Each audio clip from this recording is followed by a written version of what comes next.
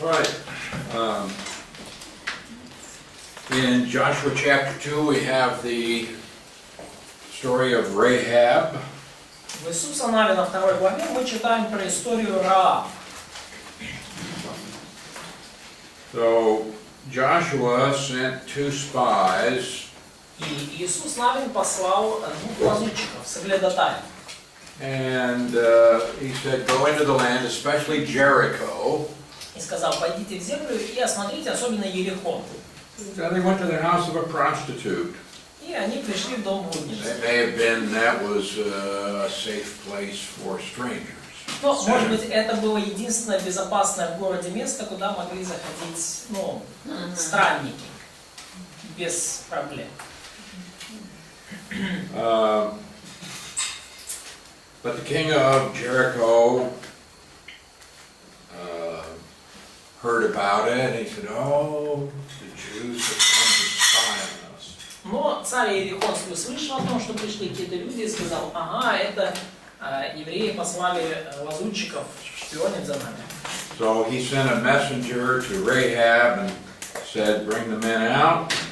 И он послал царь Иерихонский к Раав, сказал, выдай людей, которые приношли в твой дом. Well, Rahab hid the spies, Но Раав укрыл этих двух человек, скрыл их. but then she said, yes, they came, but I don't know where they went. И потом, когда к ней пришли, она сказала, они приходили, а потом ушли, не знаю куда. Well, actually, I didn't know where they were from. I didn't know they were Jews. И она говорит, я даже не знала, откуда они. And then she said, and so the men went out. I don't know where they went. И она говорит потом, они ушли, я не знаю, куда они ушли, давайте там гонитесь за ними. But if you hurry, maybe you can catch them. Да, если очень торопитесь, можете попробовать их поймать. Okay. But she had actually hidden the men on the roof of her house. Но на самом деле она их спрятала на крыше своего дома. All right, in chapter 2, verse 9. И во 2 главе 9 стихе I know that the Lord has given you the land. она говорит, я знаю, что Господь отдал землю сию вам. How would she know that? Откуда она это знала? Слышала? Может, по профессии? From what? From whom? Because of her occupation. Разговаривали все люди в городе. Maybe a lot of people were talking about it. Народное радио передало. Maybe like we call it like people's radio, like. Она говорила не только что. I know that the Lord has given you the land.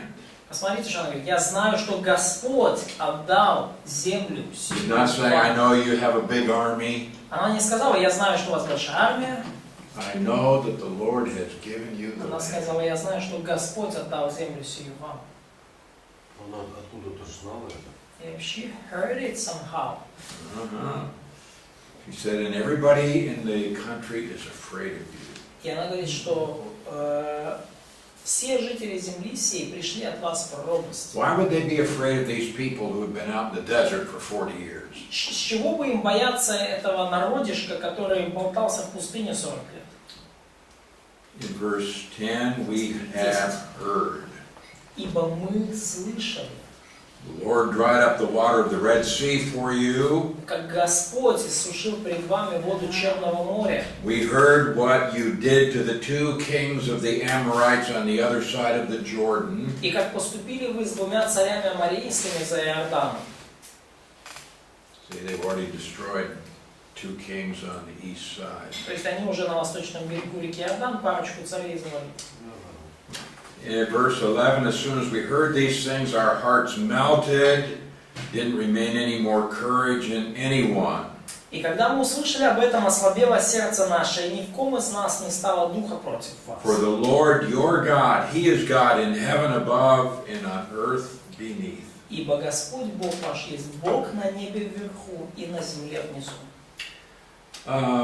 In Deuteronomy 2:25. Во Второзаконии, 2 главе 25 стихе. Второзаконие 2:25. This day I will begin to put the dread and fear of you upon the nations under the whole heaven, who shall hear the report of you. Бог обещает: сегодня я начну распространять страх и ужас пред тобою на народы под всем небом. Те, которые услышат от тебя, вострепещут и ужаснутся тебя. Okay? So God is at work. Бог трудится, Бог действует. He said, I'm going to cause these people to hear something that's going to make them afraid. И Бог говорит: я сделаю так, что эти люди услышат о вас, и что они испугаются вас. In Deuteronomy 11, verse 25, Во Второзаконии 11, стих 25. А как на Второзаконие 2, 25, теперь 11, тоже 25. 2, 25 и 11, 25. okay, someone read the... Прочитайте кто-то 11, 25. Никто не в силах будет противостоять вам. Господь Бог ваш, как Он и обещал вам, наведет страх и ужас перед вами на всю землю, где бы вы ни шли. See, God is at work. Видите, Бог трудится.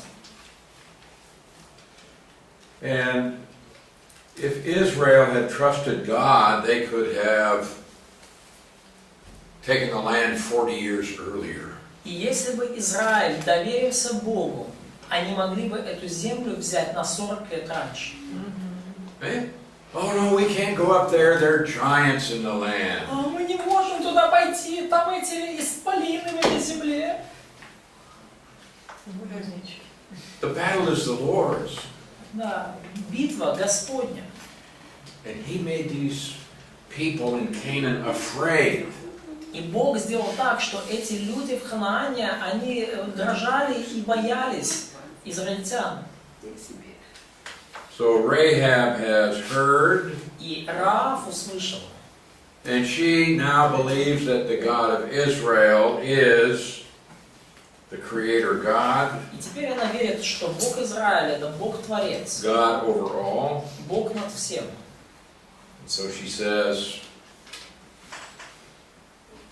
I want you to spare my family when you come against this city. И она говорит, что когда вы нападете на этот город, я прошу вас сохранить жизнь моей семьи. They said, we will do this, but you must stay in this house. Они сказали: мы это сделаем, но только оставайся в этом доме. If they go out of the house, then whatever happens, we won't be responsible. Но если они выйдут за пределы дома, то тогда уже за все, что может случиться, они ответственности не несут. And so in Joshua 2:18, И вот мы переходим к Иисусу Навину 2:18. they tell her to take this scarlet rope and to let it down out of the window. И они говорят: вот когда мы придем в эту землю, ты привяжи красную или червленую веревку к окну, через которое ты нас спустил.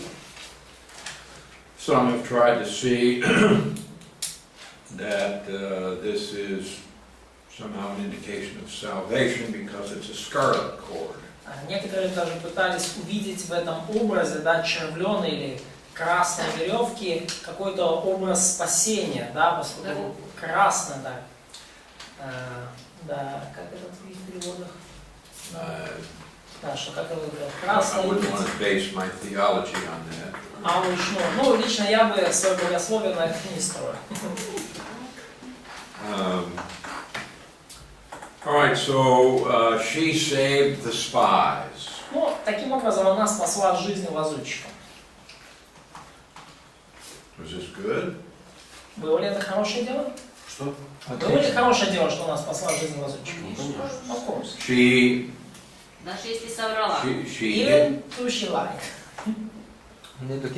she hid the spies and she lied. Ну, это сложно. Она скрыла лазутчиков, и она Why солгала. would she hide the spies? Почему она скрыла лазутчиков? It was to deceive those who were seeking them. Чтобы обмануть тех, кто их искал. Конечно. Она боялась больше Бога, чем свое правительство. She was more afraid of God than her government. Yes. Ну, спроси. Да. So, in the book of James, she is commended for hiding the spies. И в книге Иакова Раав выносится похвала с занесением в личное дело за то, что она скрыла этих вот лазутчиков. We're not going to get into a discussion about ethics. Мы сейчас не будем вникать в эти дискуссии об этике. But, А ложь, это же грех? Ну вот, про well, это see, the telling of the lie is not, говорят, что любовь не качество. the telling of the lie is not significantly different from hiding the spies. Ну, говорить ложь принципиально ничем не отличается от укрывания лазутчиков. Because that is also a means of deception. Поскольку сокрытие лазутчиков это также средство обмануть. You would hide them so that if somebody looked, they would say, oh, they're not here. То есть она скрыла лазутчиков, чтобы если кто-то посмотрел бы там по комнате, увидел, что таких здесь нет. So you want them to believe something that's not true. То есть и словами, и делом она хотела, чтобы они поверили во что-то, что не является правдой. So you see, in one sense, it's not really different. Поэтому в определенном смысле сокрытие лазутчиков и ложь ищущим ничем не отличается. That's a problem. Тут проблема. What's God's opinion on the fact that she hid the spies? Какое Божье мнение по поводу того, что она She was скрыла? justified by faith when she hid the spies. Да, то есть Иакова 2 глава говорит, что она оправдалась, подобно Ирав блуднице, не делами ли оправдалась, приняв соглядатая, как пустив или другим путем. And what we will see is that, for example, in time of warfare, И что мы увидим? Что, например, во времена каких-то военных действий, that deception of the enemy is something that is valid. обман врага это нечто, может быть, стоящим делом. In Joshua 3. Итак, Иисуса Навина 3 глава. Well, what we see is that the children of the Exodus had not been circumcised. Мы видим, что дети, родившиеся в поколении Исхода, они не были обрезаны.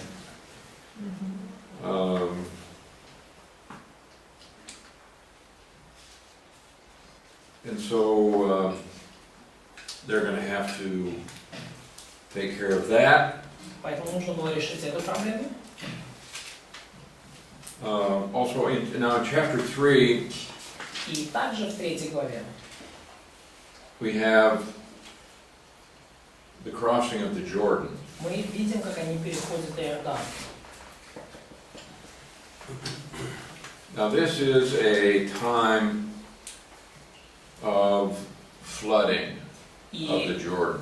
в это время в реке Иордан разлив, то есть вода прибывает.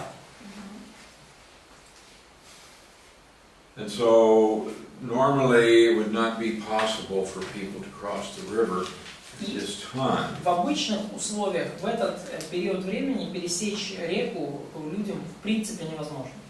But Но Joshua said, God is going to provide.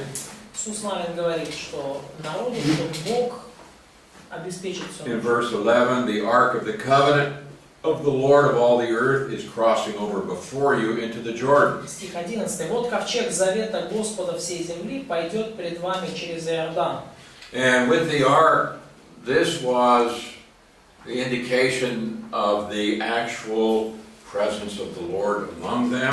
И ковчег, по сути, он символизировал действительно реальное присутствие Бога вместе с ним. So keep your eyes on the Lord is the idea. Поэтому идея здесь в том, что смотрите на Господа, удерживайте взгляд на Господа. It's the Lord that's going to take care of you. Бог позаботится о вас. In verse 13, Стих 13. as soon as the feet of the priests who are carrying the ark, Как только стопы ног священников, несущих ковчег as Господа, soon as they step into the water, ступят в воду Иордана, it says the waters that come down from upstream, they shall stand up as a heap. он говорит, вода иорданская иссякнет, текущая же сверху вода становится стеной. You're just going to stop. Она просто остановится. The rest of the water will flow down Оставшаяся вода and leave a bed where the people can cross. И это проложит тем самым им путь, по которому они смогут пройти. So, this is what they did. Они так и сделали. In chapter 4, И в 4 главе, verse 3, he said, "Take for yourselves 12 stones from here, out of the midst of the Jordan." в стихе 3 Иисус нам говорит: возьмите себе отсюда, из середины реки Иордан, по камню, 12 камней. From the place where the priests were standing. С того самого места, где стояли ноги священников. And I want you to pick up these stones from the Jordan Я хочу, riverbed and carry them to the other side. чтобы вы взяли эти камни с дна реки Иордан и перетащили их на другую сторону. And what they're going to do then is set up a memorial. И что они хотят сделать с этими камнями? Они ставят памятник. In verse 6, that this may be a sign among you when your children ask in time to come, saying, "What do these stones mean to you?" То есть мемориал, чтобы эти камни были у вас знамением, 6 стих, когда спросят вас в последующее время сыны ваши и скажут: чему у вас эти камни? It's not that the stones are sacred in and of themselves. Это не то, чтобы камни сами по себе какие-то священные, особенные. They're not good luck. Это не просто Not талисманы. something there to pray to. Это не что-то там, на что надо молиться или чему надо молиться. But a memorial is designed to remind people of an event or of a person. Но мемориалы предназначены для того, мемориалы, памятники, чтобы напоминать людям о неком событии или некой личности. So if you go to some memorial here in the city, То есть, если вы пойдете, например, на какие-то мемориалы здесь, в городе, в Киеве, okay, you don't give honor to the memorial, вы не оказываете особой почести самому мемориалу, but you're supposed to think about what happened here, но предполагается, что вы будете думать о том, что здесь произошло. or we should remember these people or this man. Или подразумевается, что мы должны помнить о тех людях, которые, с которыми связан мемориал. So memorials are good. Поэтому мемориал — это хорошая штука. We have a memorial in the church age. И у нас мемориал есть даже в век церкви. It's called причастие. Да, это причастие, вечеря Господня. Мы вспоминаем. It's not different from these stones. Причастие принципиально ничем не отличается от этих камней. In the sense that it's a memorial, it's to remind us of what has happened. В том смысле, что это мы делаем воспоминание о том, что случилось. Now, in this case, it's not just this is the place where they crossed the Jordan. Ну и в данном случае речь не о том, что именно в этом месте они перешли Иордан. But this is something that the Lord has done. Но эти камни должны напоминать о том, что сотворил Господь. And then also they took stones from the riverbank and put them back into the river where the priests were standing. Да, и также они взяли камни с берега реки и положили их на дно реки, на то место, где стояли. So the priests went out into the river with the ark. They stood there, and all of the people then filed past the ark. То есть священники, они вышли с дна реки, стали на другом берегу, и весь народ пошел за ними, глядя на место, где был ковчег. In verse 13 it says about 40,000 prepared for war crossed over before the Lord for battle. И 13 стих говорит, что около 40 тысяч вооруженных на брань перешло пред Господом, чтобы сразиться.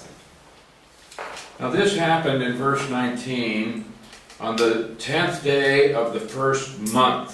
И вот это сказано, случилось, согласно 19 стиху, в 10-й день первого месяца. Is that a significant day? Значимый ли это день? 10-й день первого месяца. Не знаю. We don't know. Maybe day of... Exodus chapter 12 verse 3. Исход 12 глава 3 стих.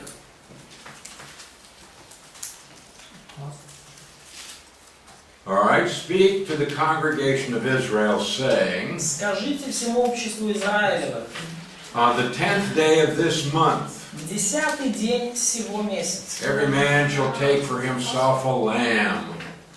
пусть возьмут себе каждый одного агнца по семейству.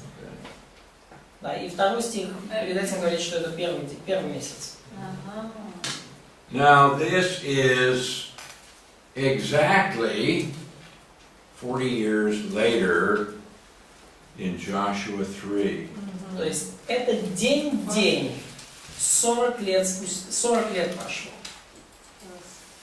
Exactly. Вот просто вот Тютельский Русмагин 4:19. Вышел народ из Иордана в 10-й день первого месяца. Ага. И Исход 12:3 говорит, что как раз 40 лет назад была первая Пасха. Okay. Then he makes mention of the stones again down in verses 23 and 24. И снова в 23-24 стихе упоминаются эти камни. The Lord your God dried up the waters of the Jordan before you Ибо Господь Бог ваш иссушил воды Иордана для вас, until you had crossed over as the Lord your God did to the Red Sea. доколе вы не перешли его, так же, как Господь Бог ваш сделал с Черным морем, So that all the peoples of the earth may know that the hand of the Lord, that it is mighty, дабы все народы земли познали, что рука Господня сильна, and that you may fear the Lord your God forever. и дабы вы боялись Господа Бога вашего во все дни. So they crossed over the Jordan River Итак, они without getting their feet wet. перешли реку Иордан, не замочив ног. All right, in chapter 5, И вот глава 5. all the kings of the Amorites on the west side of the Jordan, and all the kings of the Canaanites were by the sea, that is the Mediterranean. Все цари аморейские, которые жили по эту сторону Иордана к морю, и все цари ханаанские, которые при море, то есть при Средиземном море, Says their heart melted. услышали, что Господь осушил воды Иордана, и не стало That's a figure of speech. уже в них духа против сынов Израиля. Ослабело сердце. Да, образное выражение. They lost their courage.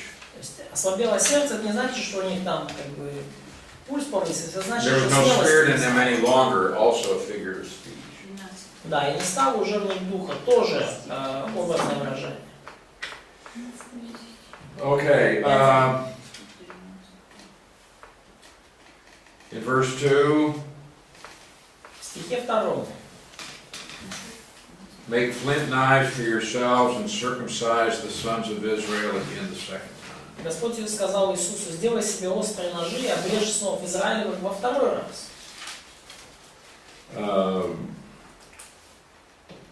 Now this doesn't mean that they're going to be circumcised twice. Ну, речь совсем здесь не о том, что надо обрезаться дважды.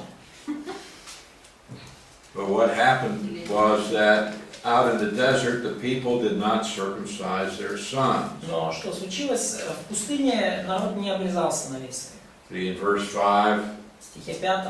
all the people who came out had been circumcised, but all the people who were born in the wilderness on the way had not been circumcised. Весь же вышедший народ был обрезан, но весь народ, родившийся в пустыне на пути после того, как вышел из Египта, не был обрезан. So they need to do this Поэтому нужно было это in сделать. obedience to the covenant that God made with Abraham, В знак послушания тому завету, который Бог заключил с Авраамом, and also in obedience to the law given by Moses. и также в послушании закону, который был дан Моисею. And so in verse 9, И вот в стихе 9. this day I have rolled away the reproach of Egypt from you. Сказал Господь Иисусу: ныне снял я с вас посрамление египетское. They had been humiliated by 400 years of slavery, В течение 400 лет рабства их унижали, but God says, today I have rolled that reproach away. но теперь Бог говорит: я снимаю с вас это посрамление, Verse 10, это унижение. 10 стих. the children of Israel camped in Gilgal and kept the Passover И стояли сыны Израилевы станом в Галгале и совершили Пасху on the 14th day. 14-й день месяца. This is exactly 40 years after the Passover in Egypt. Это точно 40 лет спустя вот той самой первой Пасхи в Египте. Какая-то глава, Андрей? Это 5 глава, 10 стих. Нисан. А? Нисан. Манс Нисан. Yes. Да. In verse 11, they ate the produce of the land on the day after the Passover. И 11 стих. На другой день Пасхи стали есть из произведений земли сей. Unleavened bread and roasted grain. А пресноки и сушеные зерна в тот самый день. Why does it matter that it's unleavened bread? Почему важно, что это пресноки, то есть пресный хлеб, не без закваски? Commanded in the law. Потому что так было заповедано в You законе. have the Passover and then you have the Feast of Unleavened Bread. Потому что у вас сначала Пасха согласно закону, а потом у вас праздник опресноков или пресных хлебов. То есть не содержащие дрожжи, закваски. But this grain now came from the land. Но пшеница, да, вот, зерно для хлеба, которое они ели, оно уже было взято из этой земли. In verse 12, manna ceased on the day after they had eaten the produce of the land, and the children of Israel no longer had manna. А манна перестала падать на другой день после того, как они стали есть произведения земли, и не было более манны у сынов Израиля.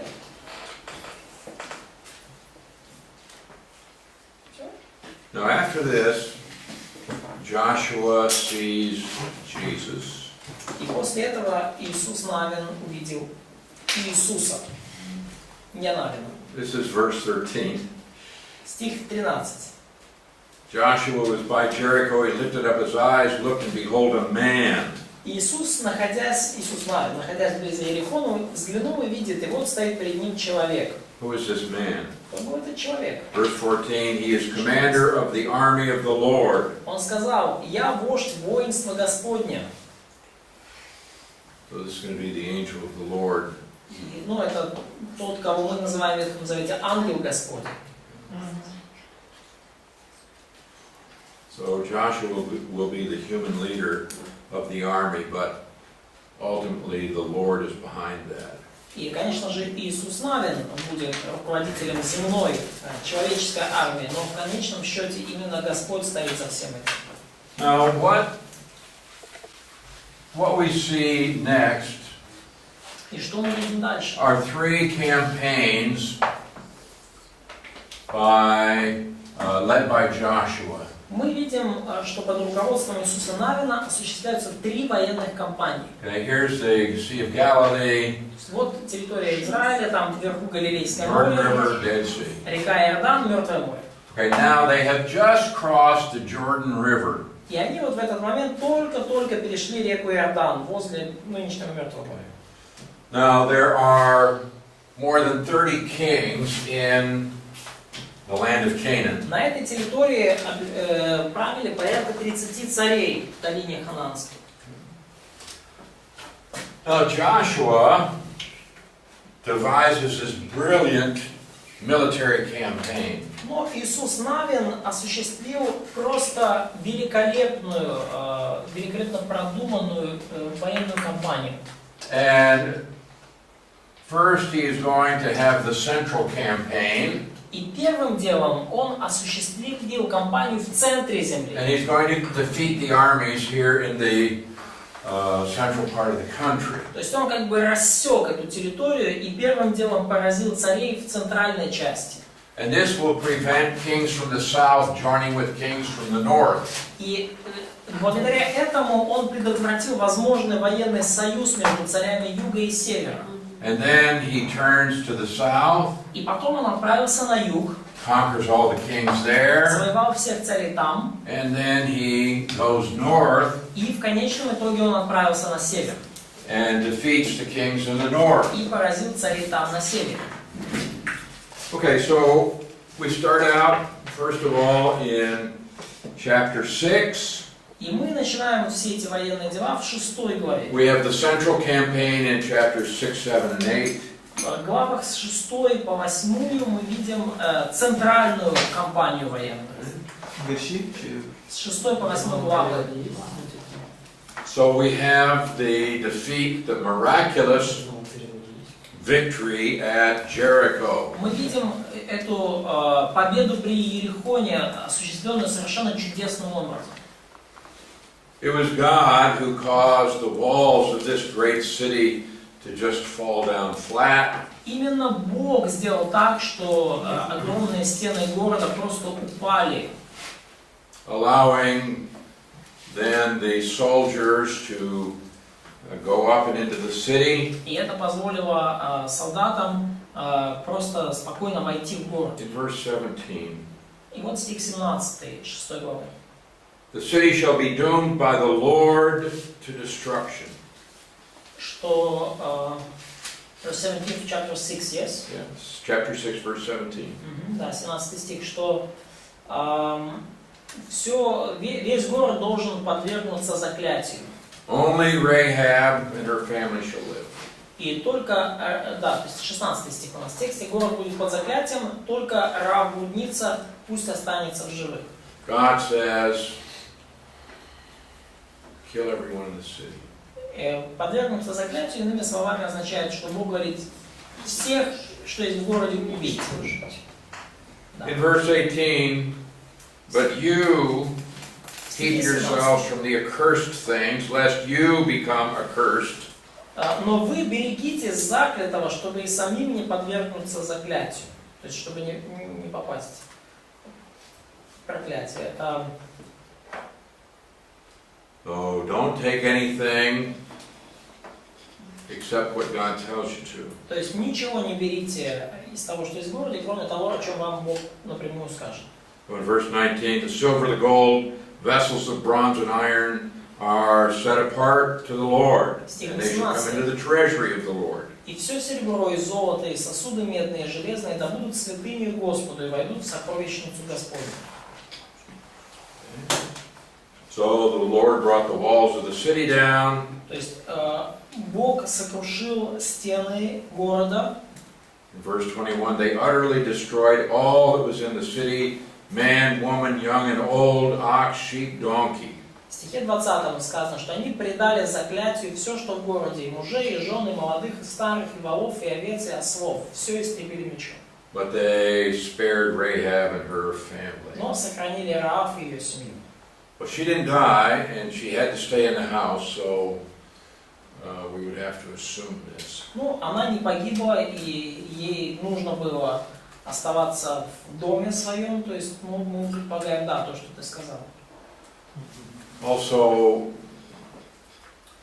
archaeology has determined that there were actually two walls. Ну и также археологи установили, что на самом деле было две стены вокруг Иерихона. Okay. So the outer wall fell, allowing access into the city, actually. И, ну, внешне, то есть более высокая стена упала, и она открыла доступ в город. Курс библейской археологии будет очень подробно про Иерихон, и там с картинками, с пояснением. Там... In chapter 7, we find a man by the name of Achan, В 7 главе мы встречаем человека по имени Ахан, who took something that had been forbidden. который взял нечто из заклятого, запрещенного. So when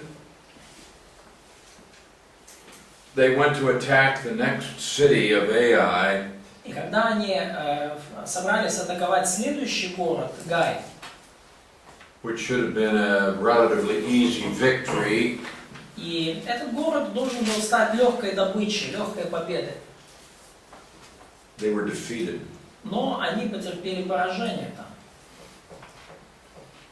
Joshua, he went to the Lord and said, "What's going on?" И Иисус Навин, он как бы сокрушенный, он пришел к Господу с вопросом: Господь, что происходит? In verse 11, Israel has sinned. В стихе 11 Бог говорит: Израиль согрешил. They have taken some of the accursed things И взяли из заклятого. and have both stolen and deceived. и украли, и утаили. Therefore the children of Israel could not stand before their enemies. И зато сыны Израилевы не могли устоять пред врагами своими. And God says, I will not be with you anymore unless you destroy the accursed from among you. И Бог сказал: не буду более с вами, если не истребите из среды вашей заклятого. This is amazing. Потрясающе. One man. Один человек. And yet it caused defeat И тем не менее, вот присутствие одного такого человека привело к for поражению. the nation. Поражению всего народа. And God has done this to show the people that even one person has an impact in the nation. И Бог сделал это, чтобы показать, что даже один человек может оказать влияние на весь народ. God takes sin seriously, Бог очень серьезно относится к греху. and that no one can say, well, this is not a big sin. И никто не может сказать: ну, мой грех не такой уж большой, не такое уж серьезное дело. So, verse 13, get up, sanctify the people. Стих 13. Встань, освети народ. And he says, you cannot stand before your enemies until you take away the accursed thing from among you. Ибо так говорит Господь Бог: ты не сможешь устоять перед врагами твоими, доколе не отдалишь от себя заклятого. God said, the one who has done this shall be burned with fire. И Бог говорит, что тот, кто сделал это, должен быть сожжен огнем. So they discovered that it was Achan who had taken some things. И они обнаружили, что именно Ахан взял вот это запретное. In verse 21, И 21. beautiful Babylonian garment, Прекрасная синаарская, то есть 200 вавилонская shekels of одежда, silver, a wedge of gold. 200 сиклей серебра, слиток золота весом 50 сиклей. He said they're hidden in the ground under my tent. И он говорит: вот все это спрятано в земле вот среди шатра моего. In verse 25, Стих 25. it says, all Israel stoned him with stones, and they burned them with fire after they had stoned them with stones. Сказано, что побили его все израильтяне камнями и сожгли их огнем, и наметали потом еще наверх камни. They knew about this, apparently.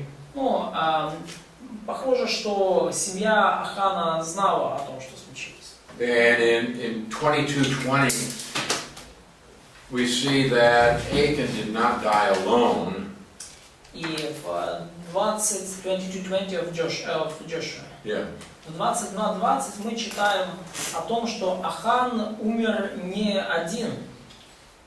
So apparently his family knew about this as well. Не один он умер за свое беззаконие. То есть очевидно, что его семья знала о происшедшем также, о том, что он утаил. In chapter 8, we have now victory over Ai. В 8 главе мы видим наконец-то победу в Пригае. And then Israel builds an altar, they worship the Lord. И Израиль строит жертвенник, они поклоняются Господу там. So now Israel is in the land. Но вот теперь уже Израиль как-то немножко утвердился в земле. When we get down to verse 33, И вот мы переходим к 33-му стиху. you have the whole congregation. И мы видим все собрание народное. Half of them were in front of Mount Gerizim, and half of them in front of Mount Ebal. И половина народа у горы Геризим, а другая половина у горы Гевал. 8:33. And you have people, now they're going to read the blessings and the cursings. И теперь они зачитывают слова закона, благословения и проклятия. 34 стих. In Deuteronomy 27:12, И во Второзаконии 27:12 Moses сказано, has said, okay, you're going to go into the land, что вот вы должны войти в землю. These shall stand on Mount Gerizim to bless the people. Эти должны стать на горе Горизим, чтобы благословлять народ. After you've crossed over the Jordan. Да, перейдете Иордан. We have Simeon, Levi, Judah, Issachar, Joseph, Benjamin. Симеон, Леви, Иуда, Исахар, Иосиф и Вениамин. And these shall stand on Mount Ebal to curse. А эти сии должны стать на горе Гевал, чтобы произносить проклятие. So Тоже список колен. God announces cursing for disobedience. Итак, Бог провозглашает проклятие за непослушание. And so we find the cursings in Deuteronomy 27. И, собственно, эти проклятия мы видим во Второзаконии 27 главе, And then we have the blessings in Deuteronomy 28. а благословение мы видим во Второзаконии 28 главе. Again, the people are to be reminded Опять же, людям надо постоянно their relationship to the Lord. об их взаимоотношениях с Господом. Know the word and do it, you have blessing. Знай Слово и исполняй его, получишь благословение. Disobey the word, you have cursing. Будешь непослушен Слову, будешь проклят. Okay, in Joshua 9 and 10, we have the southern campaign. В Иисуса Навина 9:10 мы видим южную кампанию.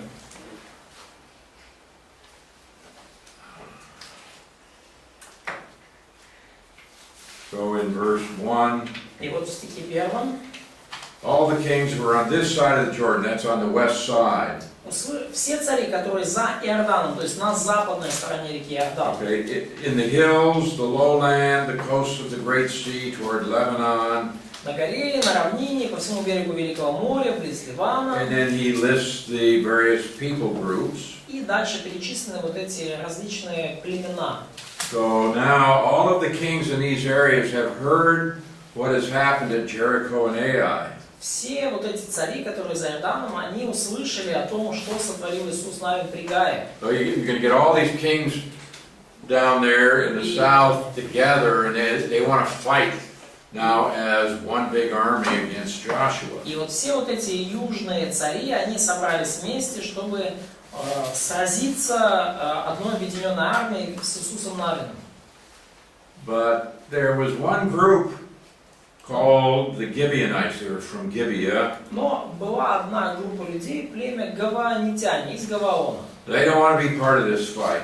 Они не хотели участвовать в этом сражении. And so they pretended to be from a far country. И они притворились, будто они из какой-то весьма дальней земли пришли, в 6 стих. And they came to Joshua and lied to him. И они пришли к Иисусу Навину и солгали им. And so Joshua does not obey the Lord here. И вот здесь мы видим, что Иисус Навин не повиновался Господу. These people came and said, "We want to enter into a covenant with you." И вот эти все люди пришли и сказали: мы хотим заключить завет с вами. So in verse 14, chapter 9, they did not ask counsel of the Lord. Стих 14. Израильтяне взяли хлеба, а Господа не вопросили. But the men of Israel took some of their... verse 15. Joshua made peace with them, made a covenant with them to let them live.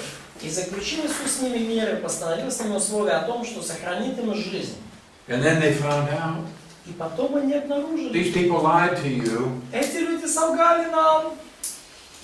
Oh, now you see, God had said, kill these people. Ага, теперь это получается. Бог сказал: убейте всех этих людей. Drive them out of the land. Изгоните их из земли. Now, Joshua has made a covenant with them to let them live. Теперь Иисус уже заключил с ними завет, чтобы позволить им жить. So now what are you going to do? Что теперь делать?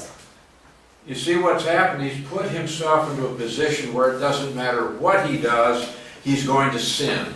То есть вы видите, как неприятно. В такое положение сам себя загнал, что куда ни ткнешься, все равно согрешишь.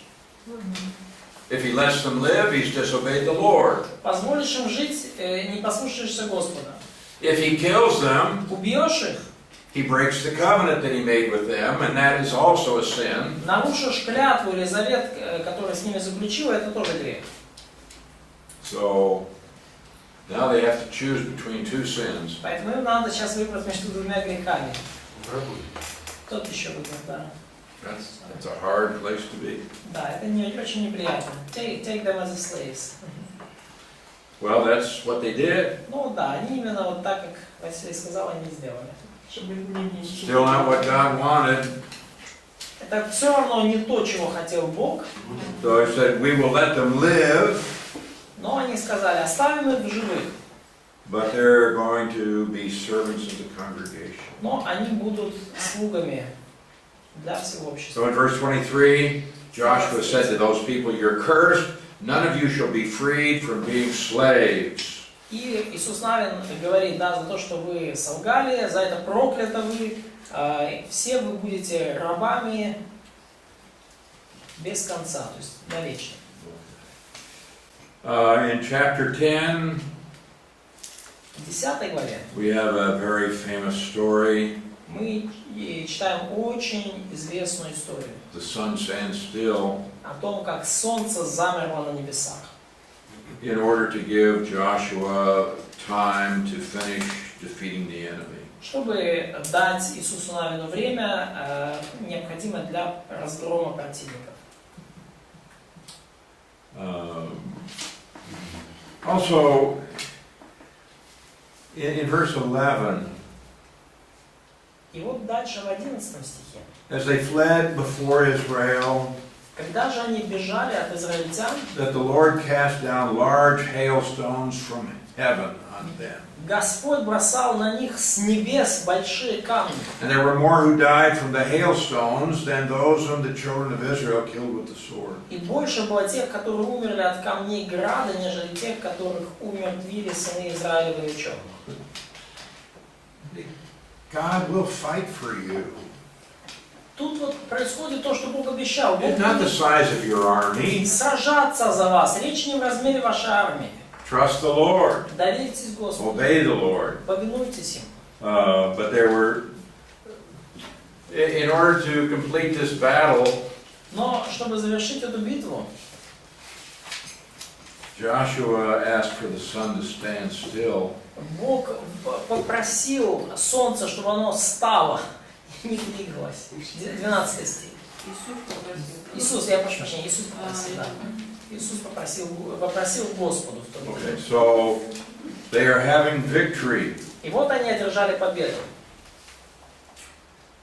In verse 42, all these kings in their land Joshua took at one time, because the Lord God of Israel fought for Israel. Стих 42. Всех царей сих и земли их Иисус взял одним разом, ибо Господь Бог Израилев сражался за Израиля.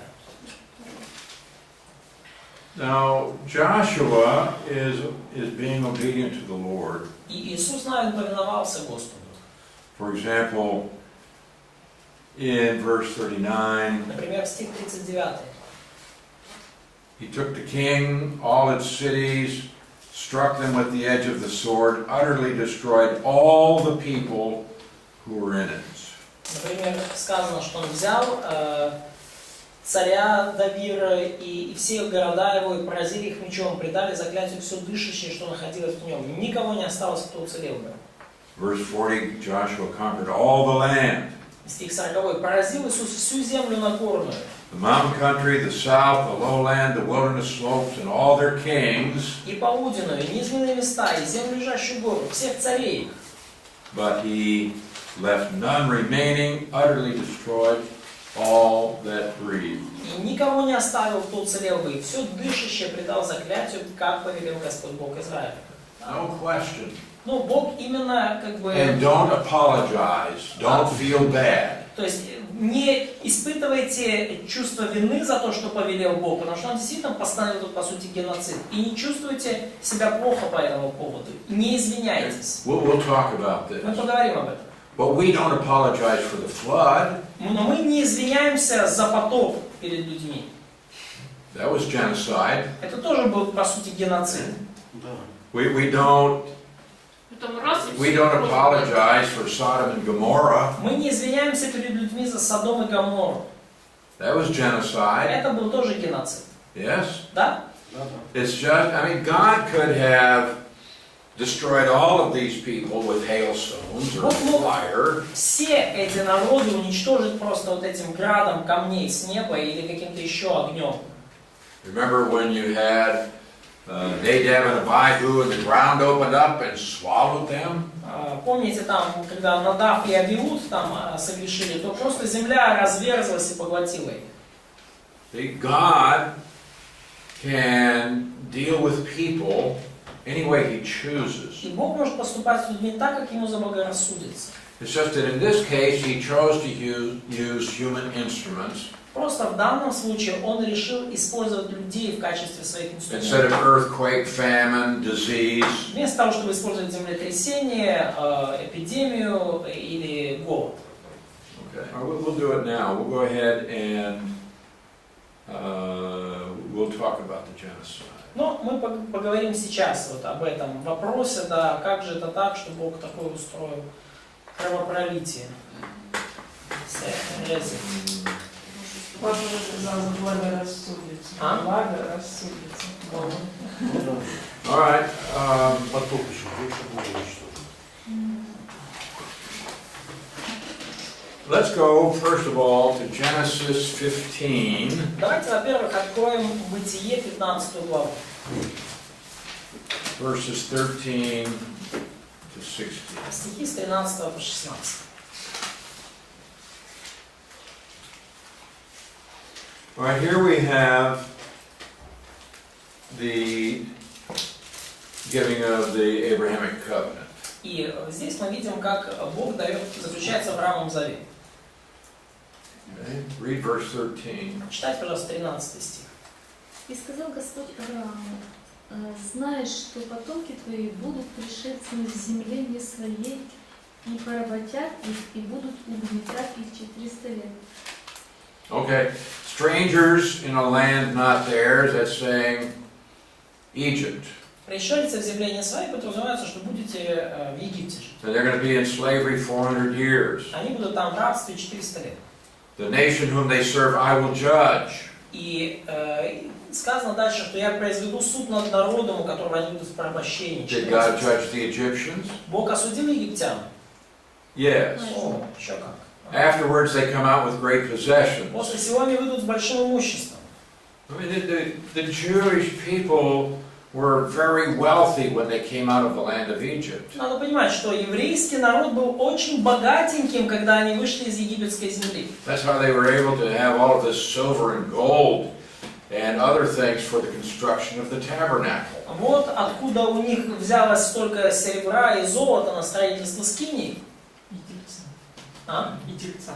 And also for the golden calf.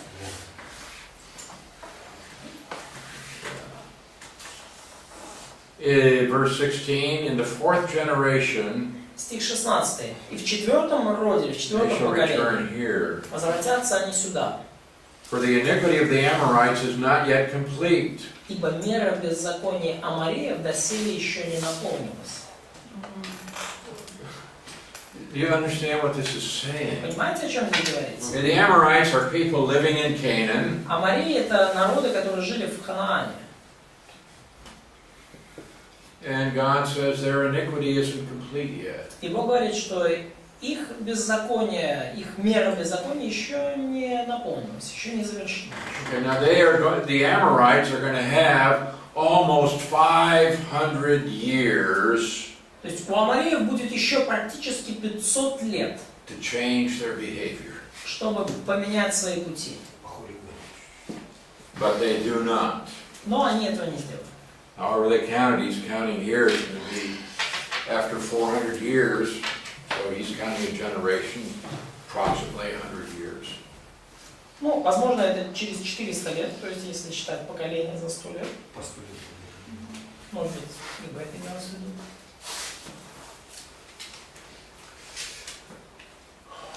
Okay, Joshua 6:21. Иисуса Навина 6:21.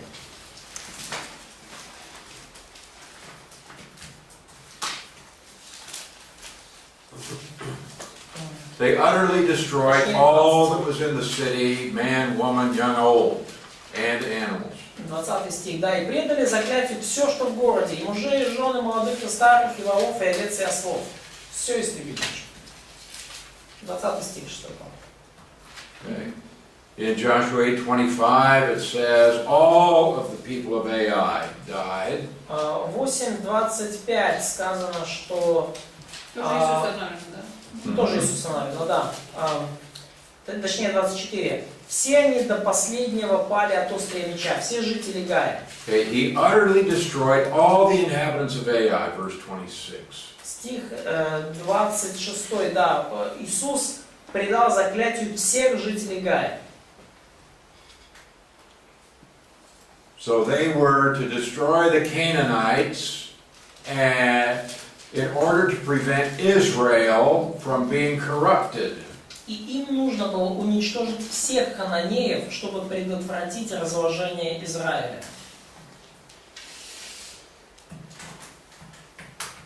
So in Deuteronomy chapter 20, И во Второзаконии 20 главе, in verse 16, в стихе 16,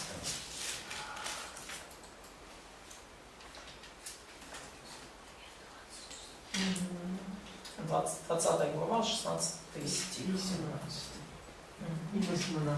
И 18. all right, God says, Бог говорит, go ahead and read that. прочитайте кто-то с 16 по 18, 18 стих. Если захватишь города в той земле, которую Господь Бог твой дает тебе, то убей всех, истреби полностью Хиттеев, Амореев, Хананеев, Перезеев, Ивеев и Иевусеев, ибо Господь Бог твой повелел тебе сделать это. И тогда они не смогут научить тебя грешить против Господа, Бога твоего, не смогут научить тебя мерзостям, которые делают, поклоняясь своим богам. Should read through 18. 18, that's good. Хорошо. Kill them all, Убей всех, so that you do not learn their practices. чтобы они не научили вас своим мерзостям. Now we have a hard time imagining just how corrupt these people are. И нам трудно даже себе вообразить, насколько разложившимися и испорченными были эти люди, эти народы. Leviticus 18:21. Левит 18:21. Do not let any of your descendants pass through the fire to Moloch. Левит 18:21. Из детей твоих не отдавай на служение Молоху. Moloch was a Canaanite god, Молох был ханаанским богом. and people would sacrifice their children to this god. И люди приносили в жертву этому богу своих детей. They would take a child, a baby, То есть они брали ребенка, младенца, and they would throw it into the big statue of this god. и швыряли его как бы внутрь большой статуи этого And they had a бога. fire burning И inside. внутри горел огонь. And they would throw their baby into the fire. И они швыряли своих детей в этот огонь. And then they would have sex in front of the idol. И потом перед этим идолом они занимались сексом. Такое вот было поклонение. You think these people should live? Как вы думаете, надо оставлять в живых таких людей? These people practice Такие sodomy, народы. Эти люди практиковали содомию, гомосексуализм, bestiality, скотоложство. Просто читайте дальше по тексту. and even women and children were involved in the bestiality. И даже женщины и дети участвовали в скотоложстве.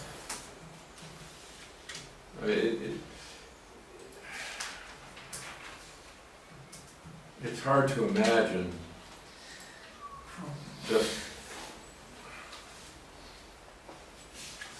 just how horrible И очень this was. трудно даже себе представить, насколько все там было мерзко и отвратительно. You have to understand the Canaanites are not innocent victims. Поэтому важно понимать, что хананеи не были какими-то невинными жертвами, такими белыми, пушистыми But they are кроликами, involved in horrible sin. но они участвовали в мерзких, отвратительнейших грехах. And we also should understand that God was very patient with them. И нам нужно также понимать, что Бог был с ними весьма терпелив.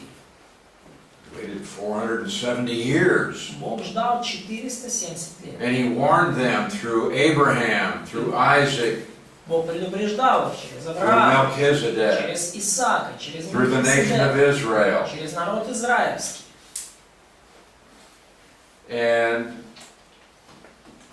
these people needed to be eliminated so that Israel wouldn't be corrupted and annihilated in turn. И эти народы просто нужно было просто стереть с лица земли, чтобы Израиль от них не научился, не расплылся и сам в свою очередь не оказался устраненным. Also, if you keep in mind that this command to kill all these people was only given to one generation И in вам one geographical location. также нужно помнить, что эта заповедь убивать всех была дана одному поколению в одной географической точке. The only people to be destroyed were the people living in the land that God had given to Abraham. И единственные народы, которые подлежали уничтожению, это те народы, которые населяли землю, данную Аврааму. It's not a command to kill everybody that you don't agree with. Это не была заповедь убивать всех, с кем ты не согласен. It wasn't a command to kill all people who didn't worship the God of Israel. Это не была заповедь убивать все народы, которые не поклонялись Богу Израиля. But the people that were living in the land that God gave to Abraham. Но это были племена, народы, населявшие землю, данную Богом Аврааму. Also, this command is not for us. Также эта заповедь, она не касается нас. It was only for one generation, Это заповедь, данная всего лишь одному поколению. again in one place. Опять же, в одном только месте. So this is not some open command for people to do like this likewise today. То есть это не какая-то заповедь, так сказать, открытая в наши дни, и совершенно не значит, что люди могут поступать таким же образом и в наше время. We have a problem today in that people say, oh, it's cruel to put people to death. И у нас проблема в наши дни. Люди говорят, это же так жестоко, столько людей поубивать. But it's okay to put them in a cage for 40 years. Но в тюрьму на 40 лет за решетку это нормально. God says, for certain sins, for certain crimes, you put people to death. И Бог четко сказал, за определенные грехи, за определенные преступления вы осуществляете высшую меру, смертную казнь. So what do you think should happen to people who kill their babies? Что, на ваш взгляд, должно случиться с людьми, которые убивают своих детей? What do you think should happen to people who teach their children to have sexual relations with animals? Что должно, на ваш взгляд, случиться с людьми, с народами, которые учат своих детей заниматься сексом с животными? What do you think should happen to them? Что, на ваш взгляд, должно с ними, как с ними поступать? Let them live in society? Пусть они живут в нашем обществе, да? Put them all in jail? Или посадим их всех в тюрьму. Well, what if it's half the nation? What if it's 90% of the nation? Ну а что, если это 90% всего населения? We should not apologize for the things that we read in Scripture. Поэтому нам не нужно извиняться за те вещи, о которых мы читаем в Писании. Recognize we have a holy God Нам нужно понимать, наш Бог and a святой, God of perfect justice. это Бог совершенной справедливости. And the fact that we don't look at things the same way God does doesn't make God wrong. И тот факт, что мы, может, на какие-то вещи смотрим иначе, чем Бог смотрит, это не значит, что Бог не прав. But the critics of God in the Bible, Но критики Бога и Библии, oh, they love to look at this. о, конечно, они любят эти места. Oh, the God of the Old Testament is bloody and violent and cruel. О, Бог Ветхого Завета, это такой кровопийца, жестокий такой, постоянно всех режет, насилие одно сплошное. What do you think should happen to these people? Слушайте, а что, на ваш взгляд, вы можете ответить, что нужно делать с этими людьми, с этими народами? They had so many other horrible practices. И помимо перечисленного, у них еще огромное количество было совершенно мерзких практик и обычаев. Шведские тюрьмы,